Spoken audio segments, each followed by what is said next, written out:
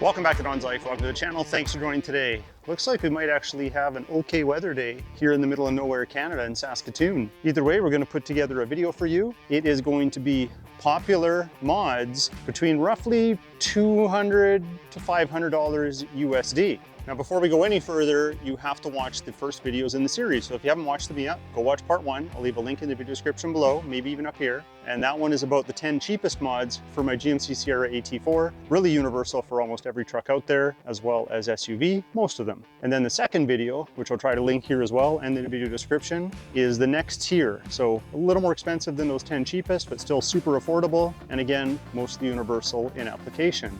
So if you haven't seen them, go check out those videos now. Welcome back. Hopefully you enjoyed those videos as much as I enjoyed making them. Now, just like the first videos, I'm going to link every mod that we covered today in the video description below. Again, prices may vary. Links can be broken over time. Promo codes work right now, but they might not a year from now. So just keep that in mind when you're looking at this, but you can always send me a message through Instagram, which is also linked in the video description. Either way, I'll try to help you out if I can get to it, but sometimes there's a lot, but I'll try. And don't forget to check out the DONSLIFE Swag Hub, the recently launched merch store. There's some good stuff on there. Without further ado, let's go.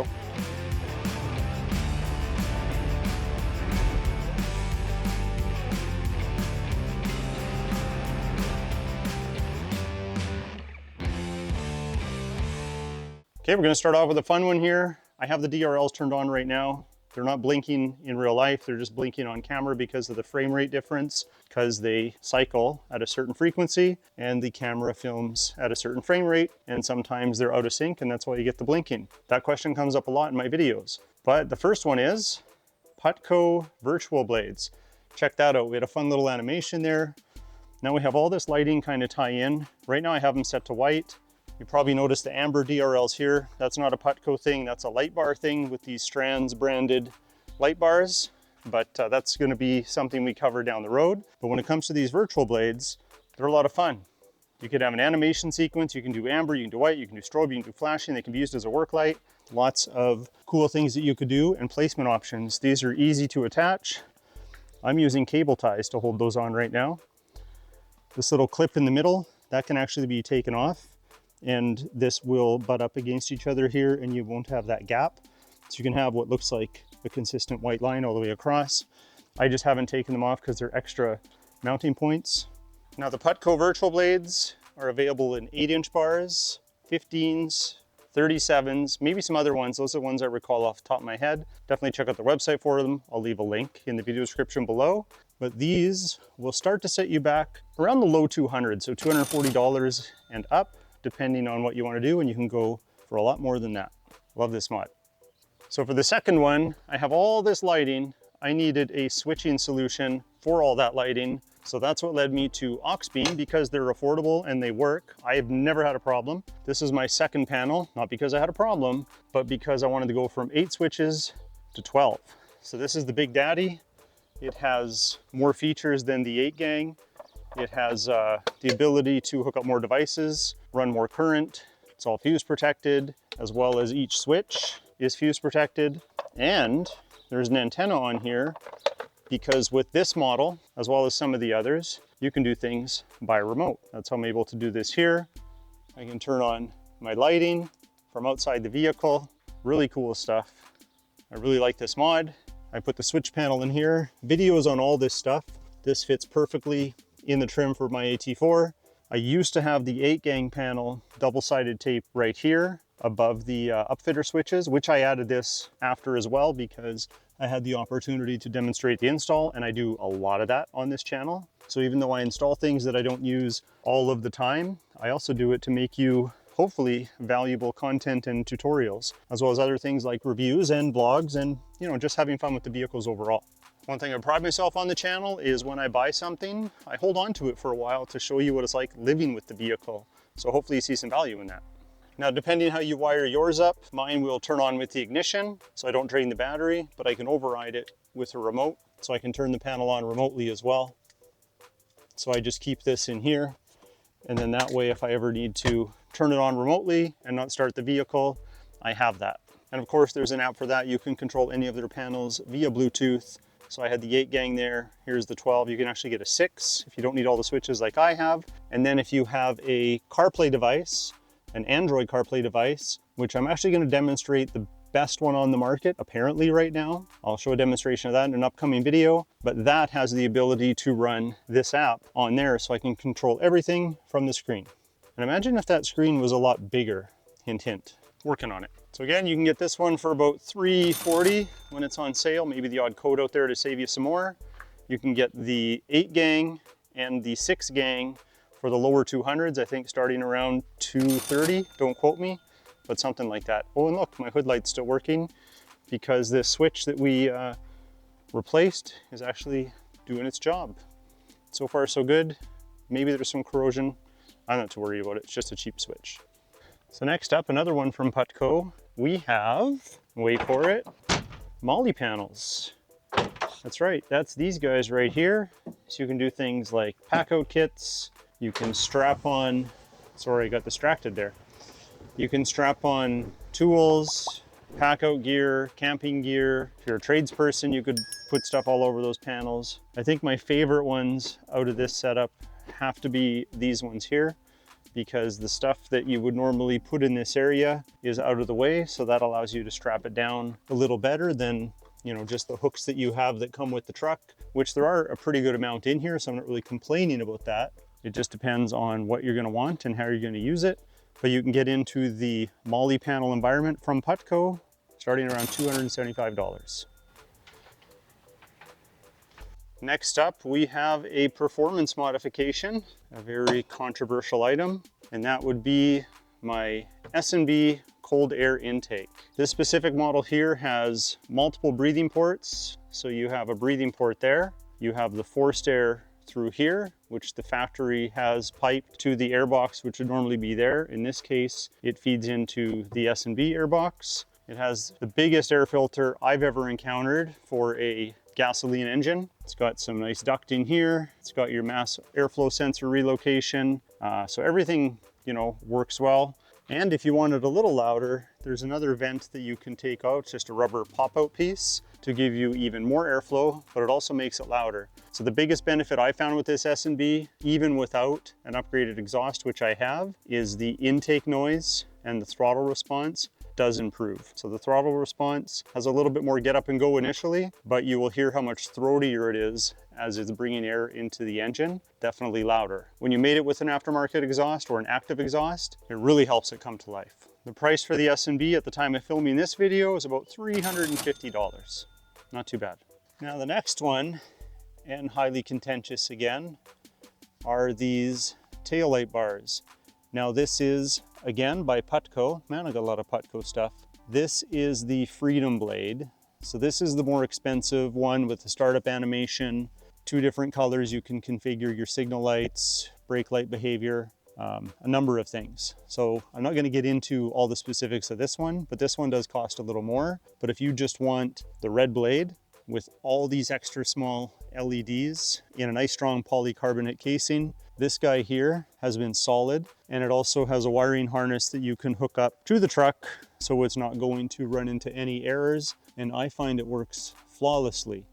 Here's an example of the animation on a Freedom Blade. This one's more expensive, it's well over $500, but you can have a lot of fun with it. And that animation only happens when you start it up for the first time, but I originally got the Blade for that feature. I wanted more light when I was backing up, and that took care of the job. Again, about $365 for the Blade.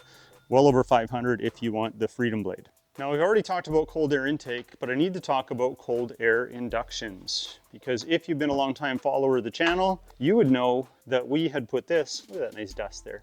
You can't keep anything clean in the prairies. It's just so ridiculous. But at one point we had put this in the AT4, and it was nice because I was able to do a comparison between an open style air intake, which would allow more air in, where this one here is a closed system. It's using a sealed air box with the ducting right here, just like my AT4 has, exactly the same. These engines are exactly the same, and they are compatible with both of these air boxes. So we knew this was on order and we were just waiting for it, which is why I had 2 air intakes at one point in time, tried both on the AT4. I think from a personality standpoint, the S&B, if you want aggressive and more tone, it works with that. I could put the S&B here. It would be a little more aggressive, have more tone. Shh, don't tell Mrs. DONSLIFE now that I said that, she might want to switch. But this one here works wonderful. It's just a little quieter because it doesn't have that open air design, which the S&B does. So the cold air inductions intake will set you back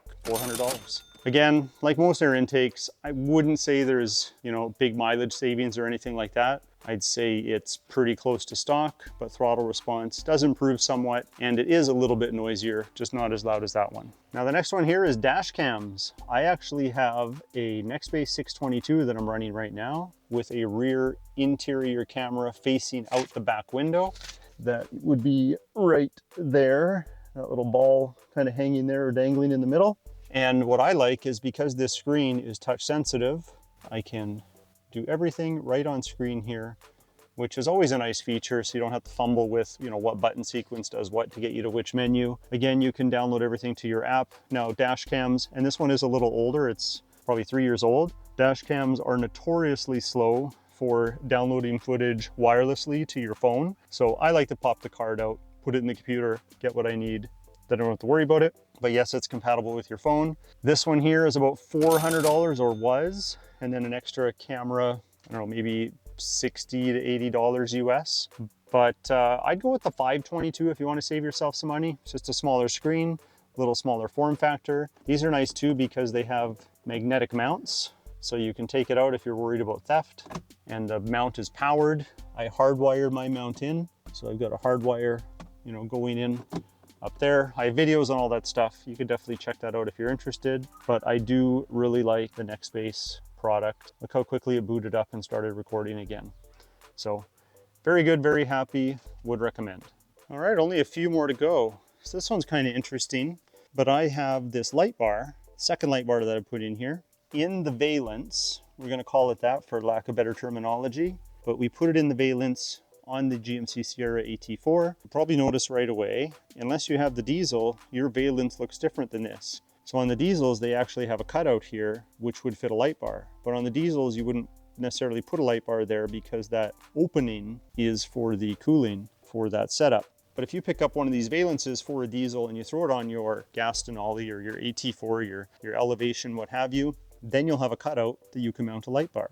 So I got a couple videos on this. Originally I put a rough country light bar in there, and then I wanted to upgrade to something a little fancier, and now I have my Strand Siberia light bar in there. But this is one of my favorite mods just because of how stealthy it is. Really, really like how it turned out.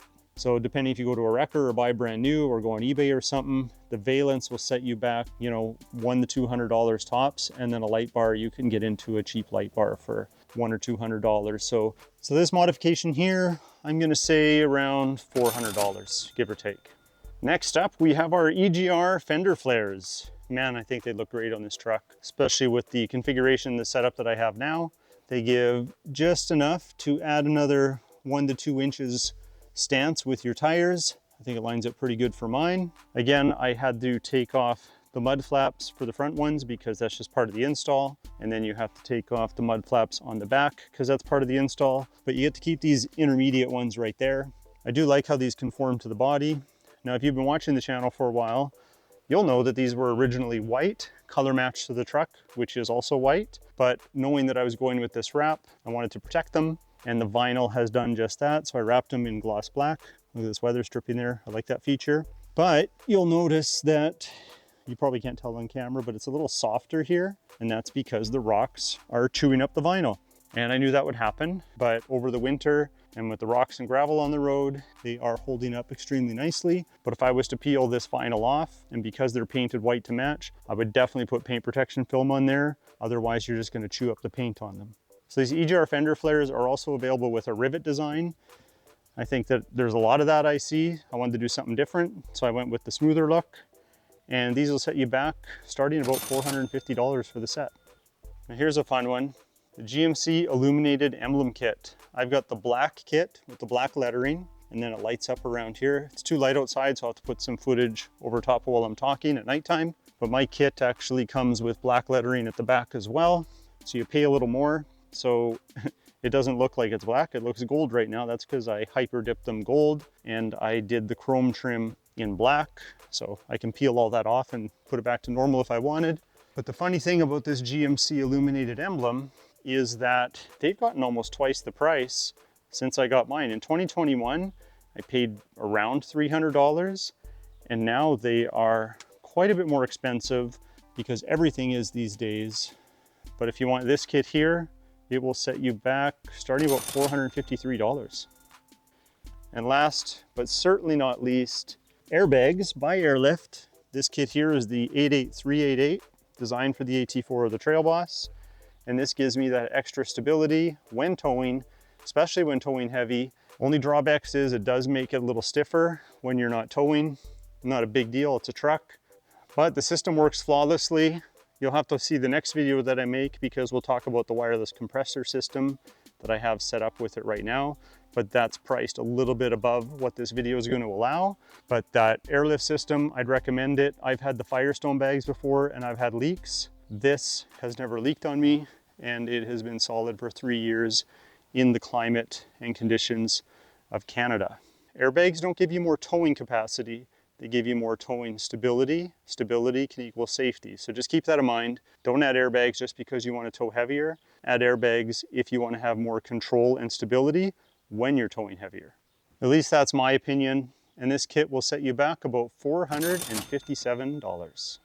Well, there we go, my friends. We did it. Another video, this one covering the mods between $200 to $500 approximately.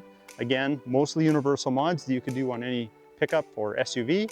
Again, I'll leave links in the video description to everything we talked about in today's video. But if you like this video, hit that like button. Please consider subscribing. Don't forget to check out the DONSLIFE Swag Hub, and we'll talk to you later.